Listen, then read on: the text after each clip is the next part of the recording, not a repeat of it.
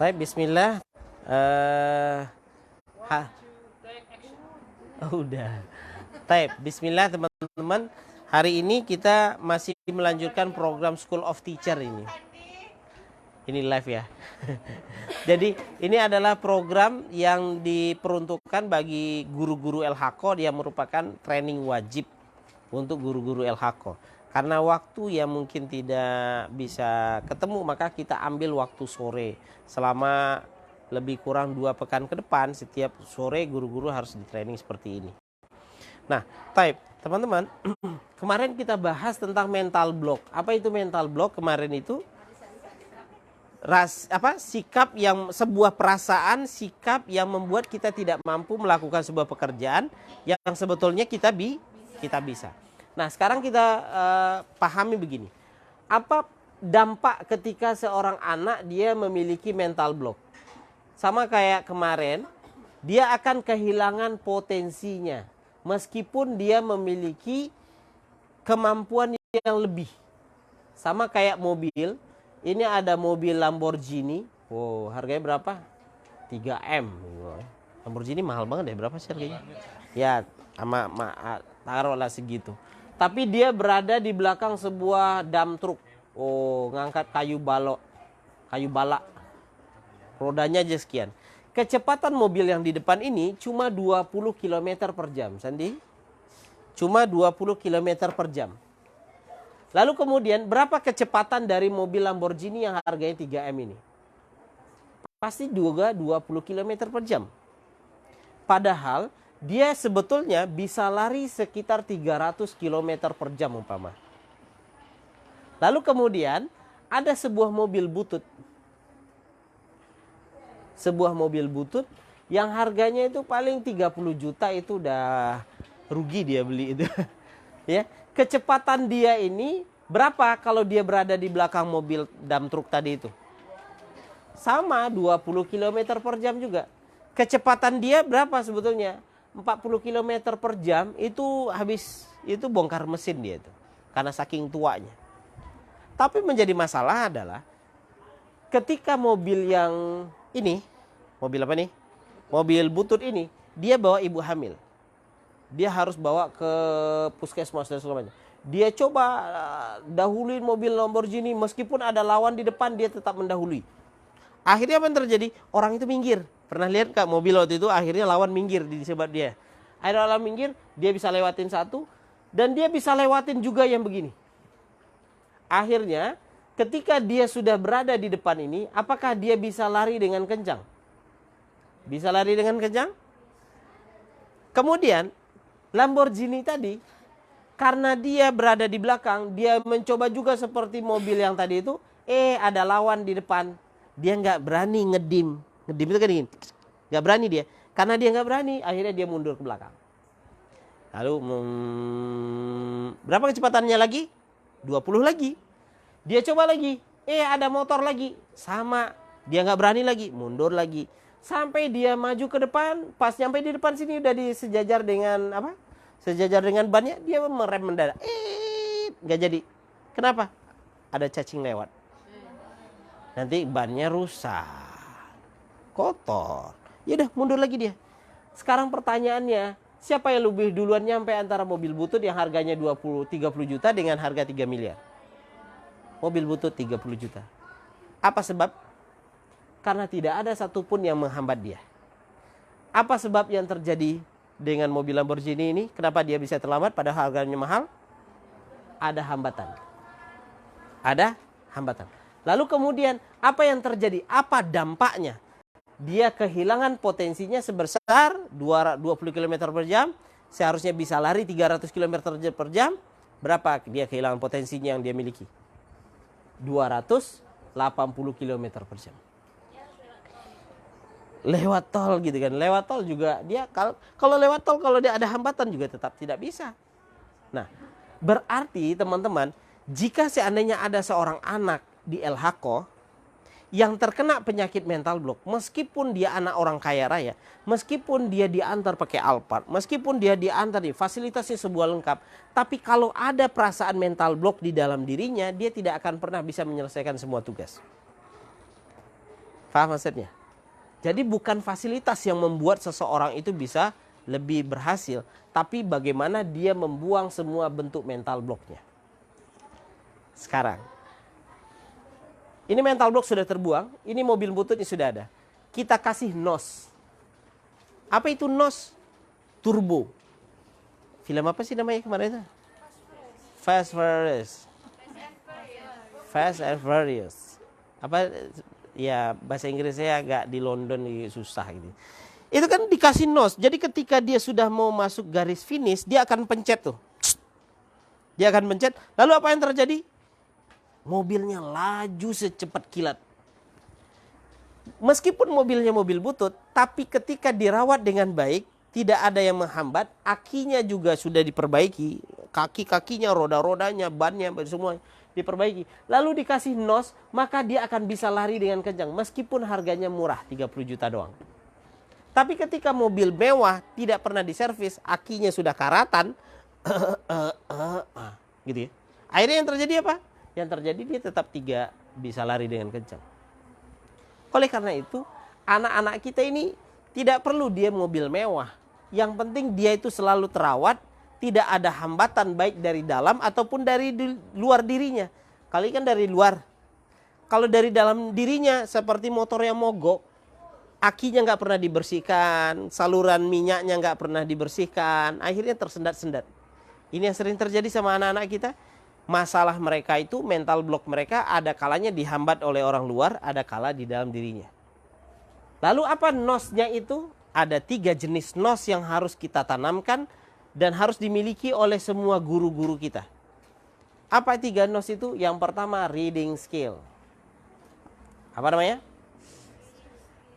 Kemampuan membaca. Reading skill ini mencakup tentang satu. Yang mencakup tentang satu yang disebut dengan reading habit. Kebiasaan baca. Jadi guru-guru LHK tidak ada yang tak suka baca. Jadi harus ada program di mana setiap pekan itu harus ada buku yang dibaca. Ada buku yang dibaca. Apalagi saya selalu rekomendasi buku ini baca. Atau kalau nggak ada buku, nggak mesti buku juga. Ada baca artikel ini. Kayak tadi malam sudah saya suruh baca kan. Itu harus dibaca betul-betul gitu ya. Nah, tidak hanya reading habit, ada lagi namanya reading ability. Reading ability. Apa itu reading ability? Kemampuan membaca, membacanya cepat, kemudian komprehensif atau pemahaman. Coba bayangkan, seseorang itu rajin baca, semua dibaca, kemudian cepat membaca. Kemudian apa yang dia baca? Dia paham, wah ini wawasannya akan luas. Maka di LHK itu anak-anak kita bisa baca, ini Riza, jargonnya TK kita aja. Apa itu? Bisa baca itu biasa, tapi terbiasa membaca itu luar biasa. Karena kalau ngajarin baca mah gampang. Ini I, ini B, ini U, ibu. Ini B, ini U, ini D, ini Ibu Budi. Bisa kan? Tapi apa? Maka apa yang harus antum tulis di Instagram antum hari ini? Bisa baca itu biasa. Tapi terbiasa membaca itu luar biasa. Maka salah satu indikator dari murid-murid anak LHK, TK, SD, SMP, SMA, Ma'had, semuanya harus rajin baca. Harus rajin, apalagi nih umi-umi yang S2. Yang S2. Apa kata kuncinya? Skripsi itu, tesis, disertasi, nggak dapat ide kalau antum nggak pernah baca. Jadi bagaimana caranya supaya bisa dapatin ide? Baca banyak. Banyak baca, banyak baca, banyak baca. Nah, ini ada ilmunya. Ini nanti akan kita ajarkan pada pertemuan selanjutnya. Tentang reading skill, kemampuan membaca dengan cepat. Bahkan orang sekarang ini sudah menerapkan yang disebut dengan baca kilat. 1 halaman 1 detik. Bahkan saya pernah lihat 1 buku itu 1 detik dia. Ada itu beredar, karena antum gak pernah main di Facebook ya. Itu tuh baca kilat. Cepat banget bacaannya. Nah, NOS yang kita kasih adalah rajin baca. Rajin baca. Jadi Riza setiap hari ditanyakan kepada anak, hei, kamu udah baca apa hari ini? Baca nggak di rumah? Ya kan? Maka bagi kelas 1 sampai kelas 6, PR-nya tidak melulu tentang menulis. Tapi PR-nya bisa jadi membaca. Ya, membaca. Kelas 1 Lisa ditanya anaknya udah baca buku apa? Maka bisa jadi program nanti itu kelas 4, 5, 6, kelas SMP. Setiap anak wajib beli buku. Terserah buku apa saja, buku masak-masak juga apa-apa. Nanti digilir. Maksudnya digilir kayak gimana? Kan kita beli buku yang banyak itu nggak mungkin. Ya nggak mungkin. Ya udah, dia beli buku satu lalu kemudian diganti. Kalau seandainya kita di sini ada berapa? 15 orang ya guru Elako. 15 orang. 15 buku. Sekali sebulan kita ganti. Berarti kita beli buku berapa? 1 dalam setahun, tapi kita bisa baca 15 buku dalam setahun. Gitu kan? Itu bisa diterapkan 4, 5, 6. 4 siapa? Nisa. Yesa. 5 siapa? Dia. Kelas 6 siapa? Lydia. Itu wajib digunakan. Ya. Bagaimana program setiap anak wajib baca buku. Wajib baca buku. Wajib baca buku. Wajib baca buku. Nos yang kedua itu reading. Nos yang kedua namanya memori, menghafal. Menghafal dengan cepat. Kita punya sebuah metode namanya super memory, cara cepat menghafal. Menghafal apa saja itu bisa dibikinkan. Maka guru-guru LHK harus memiliki skill menghafal dengan cepat. Nah, ini akan kita ajarkan pada hari Minggu besok. Tapi mohon maaf tidak live karena ini secret. Karena gimana? Saya ajak Sandi aja tadi. Sandi, saya ajak dampingin saya di training di salah satu SMA di sini. Sandi langsung dilamar. Saya boleh nggak Sandi ngajar di sini aja? Lepas nggak Sandi kalau seandainya dia ngajar bahasa Arab di sini aja? Hah? Ada yang nanya, kepala sekolahnya nanya langsung. Kan? Baru ikut 2 hari. Ya kan? Nah, maka kan antum nih, kalau seandainya dikasih pelatihan ini, Fajrin, ini nanti tolong dibuatkan sertifikatnya. Mereka harus lulus dengan sertifikat. Lalu kemudian kalau antum mau melamar di sekolah yang gajinya lebih tinggi daripada LHK, itu insya Allah antum diterima dengan cepat. Kenapa? Investasi terbesar dari sebuah lembaga pendidikan adalah Riza. Kalau bedanya 100.000, 200.000 ngapain Fajrin? Gitu kan? Paket. Nah, kita lanjut ya. Berarti nanti kalau seandainya antum itu melamar ke tempat lain, insya Allah itu diterima. Mudah-mudahan. Kenapa? Investasi terbesar dari sebuah sekolah atau lembaga pendidikan adalah mentrainingkan gurunya. Mentrainingkan gurunya. Berapa mereka harus bayar coba? Mereka berapa bayar? Biar mereka berapa mereka harus bayar coba? Harusnya ya Ustaz. Harusnya. Iya, yang sudah mereka bayar gitu. 22 juta gitu ya untuk 6 bulan. Itu satu paket pelatihan. Nah, antum banyak pelatihan yang antum dapat. Artinya antum sudah dapatkan dengan angka sekian gitu. Kita lanjut. Apa yang kedua yaitu super memory. Yang ketiga adalah writing. Writing ini adalah bagaimana cara mencatat dengan cerdas. Yang kedua bagaimana cara meringkas buku. Yang ketiga bagaimana memang tulis karangan. Ini saya masih nemukan lah ya, mahasiswa disuruh nyatet buku oleh dosennya. Masih ketemu saya. Hah? Kamila tuh S2 dia. Yang saya ceritakan ke kamu, Bia. Masa disuruh udah mahasiswa disuruh nulis meringkas buku gitu. Meringkas bukunya dengan narasi lagi, dengan tulisan itu, tidak dengan mapping gitu. Kecuali disuruh memapping buku, itu masih mending. Ini nulis buku, aduh parah banget nih, ya kan? Maka anak-anak LHK yang pertama mereka harus punya bagaimana satu bab itu bisa menjadi satu halaman. Satu bab itu bisa jadi satu halaman. Kemudian yang kedua, Anak-anak LHKO harus terbiasa mengarang. Anak SMP, kepala sekolah SMP, kepala sekolah SMP, SMA, anak-anak LHKO wajib menulis. Berarti programnya minggu besok mereka tuh sudah harus punya vlog sendiri. Ya, web. Blog. Sorry ini. Blog. Blog. Tulis. Mereka harus punya karangan. Berarti mereka harus punya blog. Blog pribadi masing-masing. Contoh kayak kemarin itu belum selesai juga tuh. Yang mana? Yang mereka camping. Mana nih? Harus punya timing. Kapan mereka harus mengumpulkan. Campingnya, laporan campingnya, kemudian tulisan dia tentang camping, kemudian video mereka tentang camping. Mana nih? Nggak ketemu. Coba bayangkan, kalau seandainya anak itu tidak memiliki lagi mental block, tidak ada lagi halangan baik di dalam ataupun di luar dirinya, kemudian bacanya cepat dan dia paham apa yang dia baca, kemudian dia punya cara untuk menghafal dengan cepat, lalu kemudian dia bisa meringkas satu bab itu bisa menjadi satu halaman, lalu kemudian dia bisa menulis kembali. It's my dream. Inilah mimpi kita di LHKO, anak-anak yang bisa lari dengan cepat.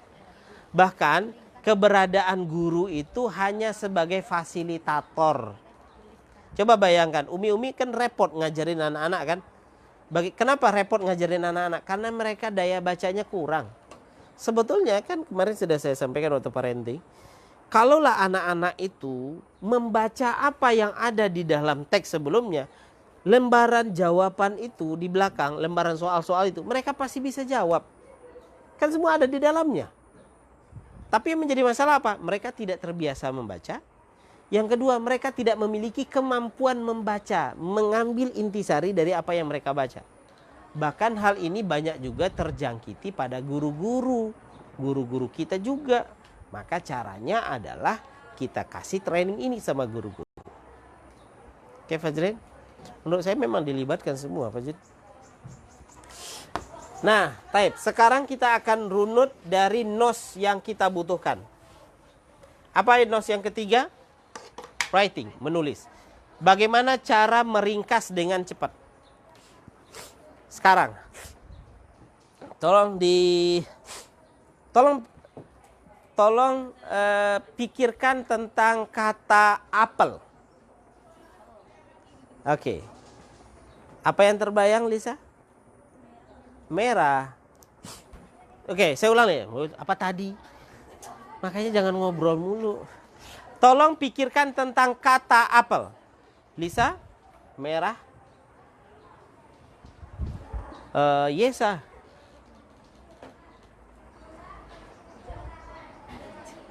Oh, hijau. Hijau. Manis. Bulat. Wah. Itu mimpi yang harus diwujudkan kayaknya ya. Smartphone. Apa lagi? Boba. Apa lagi? Biji. Apa lagi? Buah. Tangkai. Asem-asemnya. Oh, 40.000 sekilo harga. Emak-emak banget. Apa lagi? Type. Sekarang kita lihat. Merah, hijau. Ini terkait dengan warna. Ini apa ini? Manis. Ini terkait dengan bulat. Terkait dengan smartphone. Bentuk juga atau benda. Boba. Benda juga. Biji. Benda juga. Buah. Benda juga. Ini apa nih? Tangkai begini tulisannya ya. Tangkai. Benda juga. Kemudian 40 harga. Emosi kan?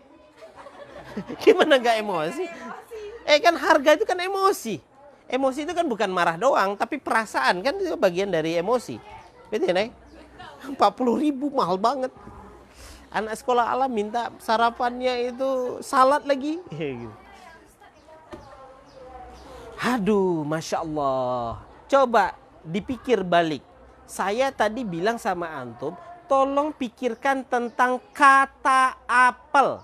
Kenapa tidak ada satu orang pun memikirkan A besar, A kecil, P besar, P kecil, E besar, E kecil, L besar, L kecil, A dengan font yang aneh, P dengan aneh. Kenapa pikiran kita itu gampang lebih cepat memikirkan tentang warna? Kenapa pikiran kita langsung dengan cepat memikirkan tentang bentuk? Teman-teman, itulah yang disebut dengan sistem kerja otak manusia. Apa sistem kerja otak manusia? Sistem kerja otak manusia adalah manusia lebih gampang mengingat bentuk, warna, rasa, emosi. Apalagi? Itu kan? Betul enggak? Lebih gampang mengingat itu ketimbang mengingat kata-kata.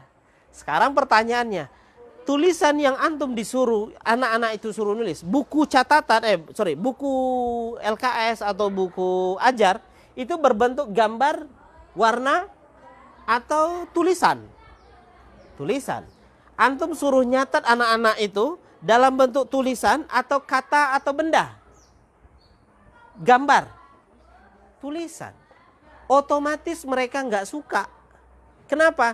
Otak manusia secara fitrahnya dia lebih gampang mengingat sesuatu yang berbentuk, berwarna, dan ada emosi di situ. Paham maksudnya? Nah, kemudian berarti kita akan robah bagaimana teknik mencatat. Sandi, saya butuh spidol yang lebih bagus, Sandi.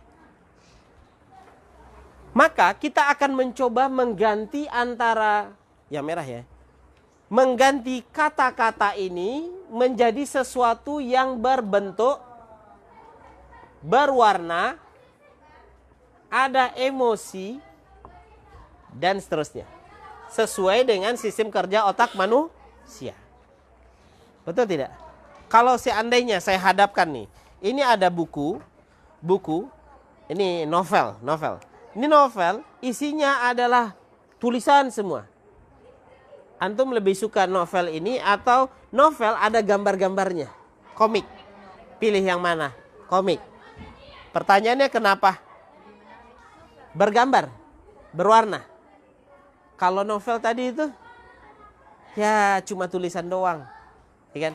Sekarang saya bandingkan, kalau seandainya ada komik, lalu kemudian ada movie-nya, ada filmnya, pilih mana?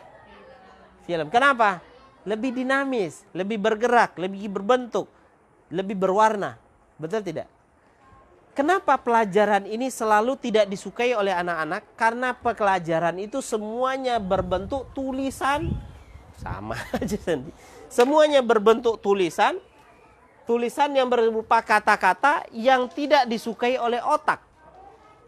Itulah yang menyebabkan pembelajaran itu membosankan jika seandainya guru menuliskan dengan begini gitu.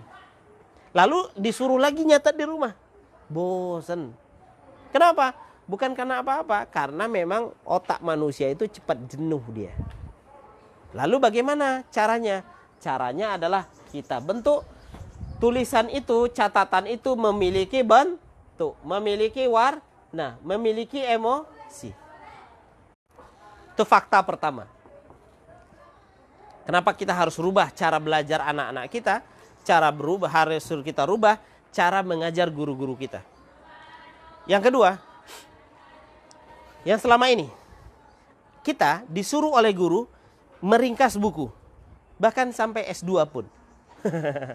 Sampai S2 pun disuruh meringkas buku.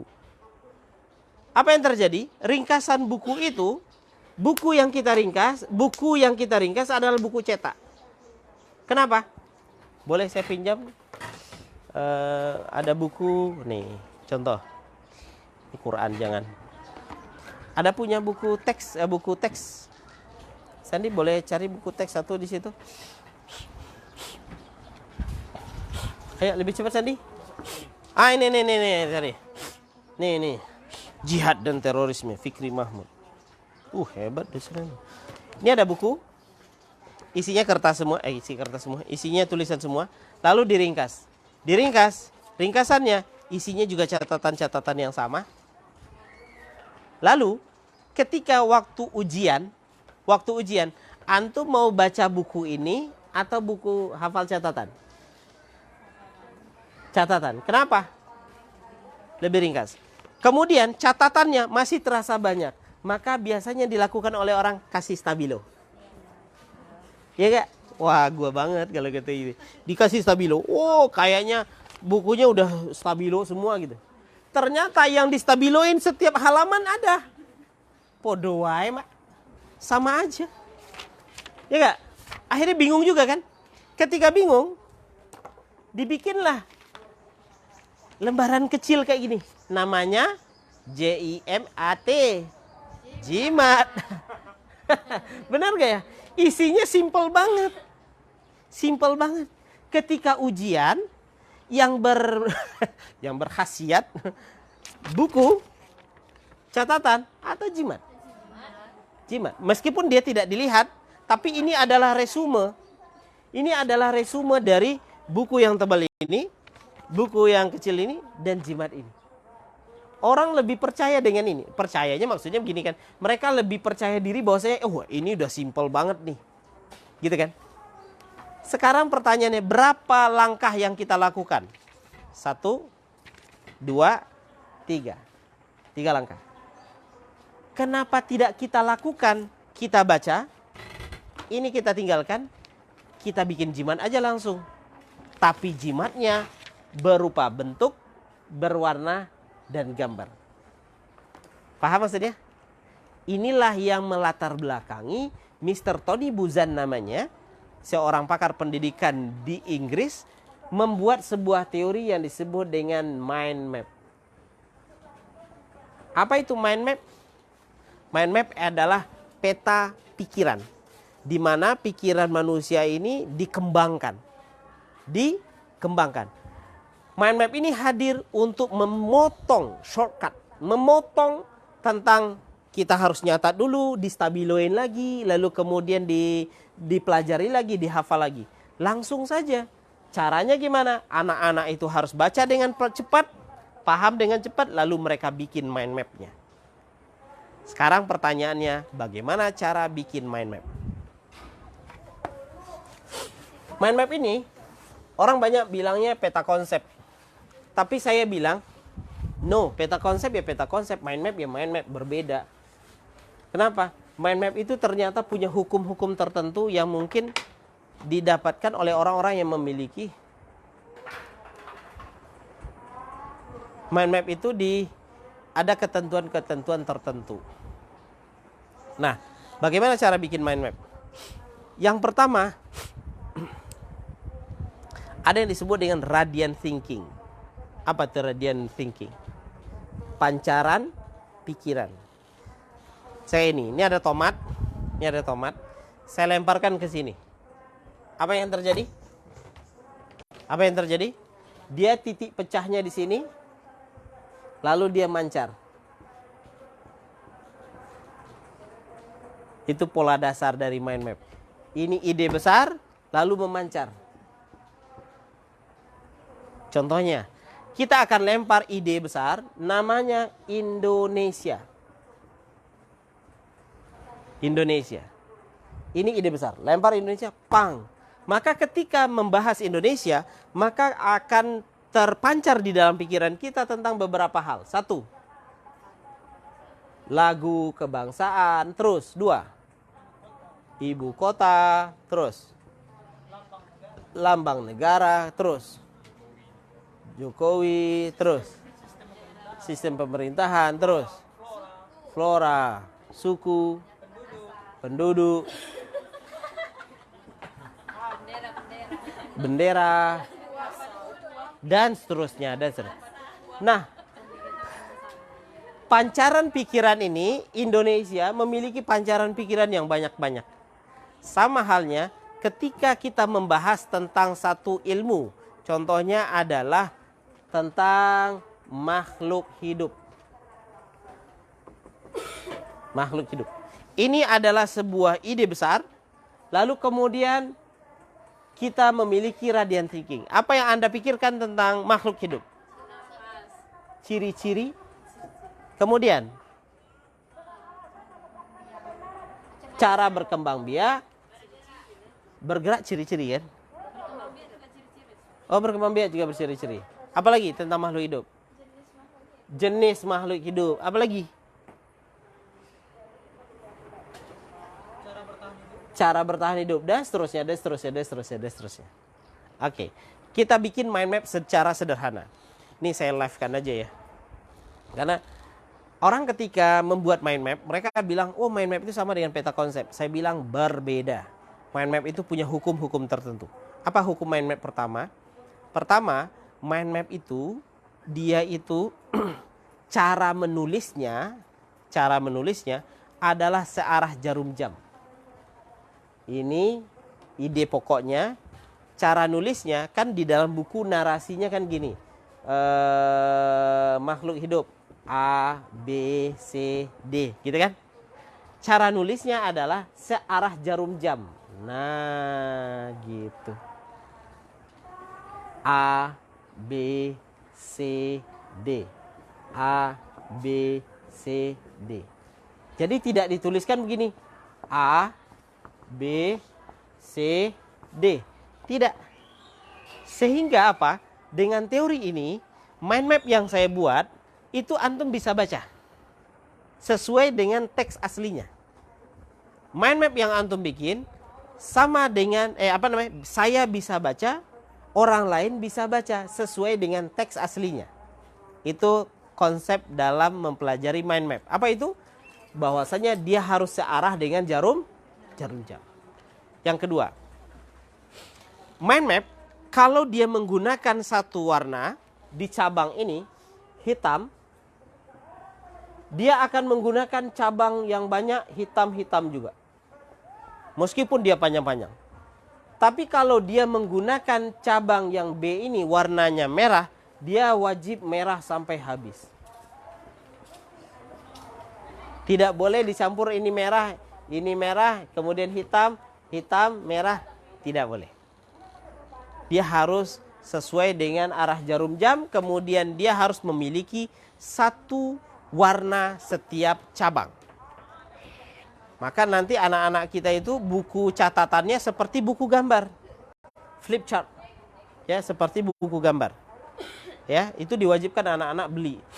Nah, kemudian terkait dengan mind map ini, yang ditulis itu, Ustaz, ini pengertian bagaimana cara bikinnya. Tidak dibikin makhluk hidup adalah ini. Tidak disebut. Yang dibuat di mind map itu hanya keyword. Nah, maka dalam pelatihan mind map nantinya harus ada yang disebut dengan mencari keyword. Apa itu keyword? Kata kunci. Saya kasih gambaran. Karena saya ngajarin bahasa Arab, saya tuliskan ini. Nahu adalah ilmu yang membahas tentang posisi kata dalam kalimat. Ini pengertiannya. Nahu adalah apa? Ilmu yang membahas tentang posisi kata dalam kalimat. Coba, keywordnya apa? Posisi kata. Keywordnya apa? Posisi kata. Berarti kalau seandainya dibikin, nahu pengertiannya adalah ilmu, posisi, kata dalam kalimat. Itu disebut dengan keyword. Bisa disederhanakan lagi nggak? Bisa. Tapi kalau seandainya dihilangkan kalimat posisi kata apa, kan gitu. Maka dia harus mencakup dari ini. Teman-teman, kelemahan anak-anak kita adalah, bahkan kita adalah mencari keyword dari sebuah paragraf. Kan dalam bahasa Indonesia ada yang disebut dengan mencari kalimat inti. dalam kalimat inti ada kata inti. Itulah yang disebut dengan keyword. Keyword itu apa sebetulnya? Kata inti. Jadi satu bab pelajaran itu yang jumlahnya rata-rata, saya coba pernah menganalisa dari beberapa buku pelajaran, satu bab itu lebih kurang 20 sampai 30 halaman rata-rata. Coba bayangkan kalau 20 halaman diringkas menjadi satu lembar doang, lebih tertarikan mana? Satu lembar atau 20 halaman? Satu lembar apa 5 lembar? Satu lembar doang. Gurunya aja suka yang satu lembar, apalagi muridnya. Kisah nyata, saya pernah punya murid di bengkel belajar, program yang kita buka dulu itu. Biasanya anak-anak kan kalau ujian mereka kan handphone disita, nggak boleh keluar-luar, ya kan? Terus kemana-mana harus pegang buku. Ada satu orang nama anak itu Weni. Saya nggak tahu di mana sekarang, itu tahun 2009. Weni ini, ibunya kalau nggak salah saya guru. Jadi pada saat itu, dibilang, Wen, mau ujian, ayo belajar. Enggak, saya mau jalan mah. Kalau mau jalan, bawa buku. Biasanya kan orang bawa buku itu malu banget. Malu banget, kenapa dia malu banget? Karena dibilang sok pinter lah, dan segala macam. Dia nggak mau bawa buku. Lalu apa yang dia bawa? Dia bawa mind map yang sudah dia buat. Jadi pada saat dia nongkrong sama teman-temannya, sebelum teman-temannya datang, dia buka mind mapnya. Dia belajar itu. Kenapa dengan mind map yang ini, yang satu lembar ini? Karena isi yang 20 sampai 30 halaman sudah ada di sini semua kan? Betul kan? Kenapa harus bawa buku yang banyak-banyak? Image pikiran kita melihat buku ini, tebelnya. Padahal kan yang mau diujikan cuma 20 halaman kan? Tapi bab-bab yang lain mengganggu emosi kita. Betul enggak? Belajarlah, itu buku yang akan dipelajari, coba lihat tuh tebalnya. Kan gitu yang sering kali kita dengar ya mungkin ya. Pelajaran bab-bab yang lain kan mempengaruhi daripada bab ini. Kenapa tidak disederhanakan menjadi satu halaman saja? Itulah kenapa harus dibikin mind map. Oke, Umi. Sekarang kita akan latihan bagaimana cara bikin mind map. Mana kertasnya tadi, Nas? Kalau ada yang sudah punya, boleh. Kalau yang ada pakai tab lebih bagus pakai tab. Permanen dia. Jadi besok guru-guru LHK usahakan beli tab insyaallah. Dibelikan Yun. Yun insyaallah berapa sih harganya? Coba lihat dong Yun. Bawa aja serius.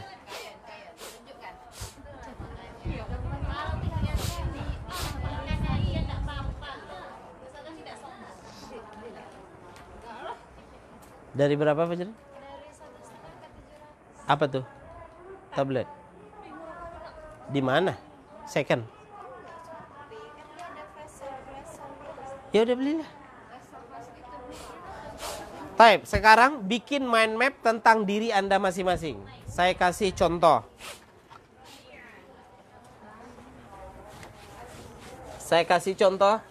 Bikin secantik mungkin. Saya kasih contoh. Cara bikinnya, tulis namanya di tengah-tengah. Kemudian kasih bentuk sesuai dengan yang diinginkan atau sesuai dengan temanya. Ya udah, saya pengen seperti awan. Boleh. Atau saya pengennya seperti apple.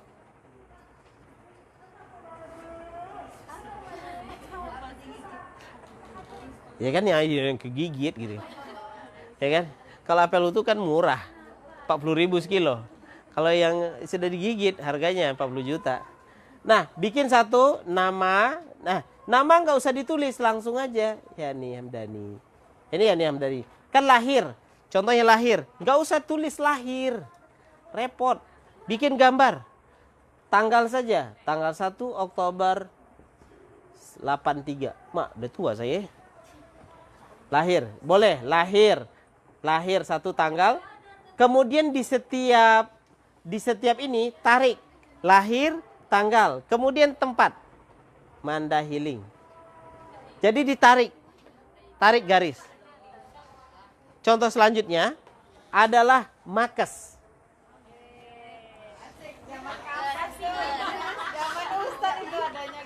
Zaman saya adanya ya. Ada ya? Makanan kesukaan. Oke, makanan kesukaan saya adalah ayam, Pema. Nah, ketika menyebutkan ayam, tidak boleh langsung dituliskan kayak gini. Ayam bakar. Salah.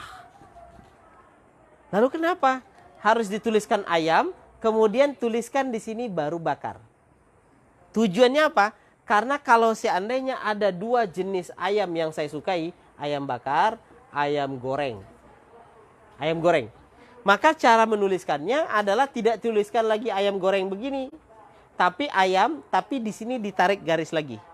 Ayam bakar, satu di sini goreng. Paham maksudnya? Oke, silakan dibuat sekarang.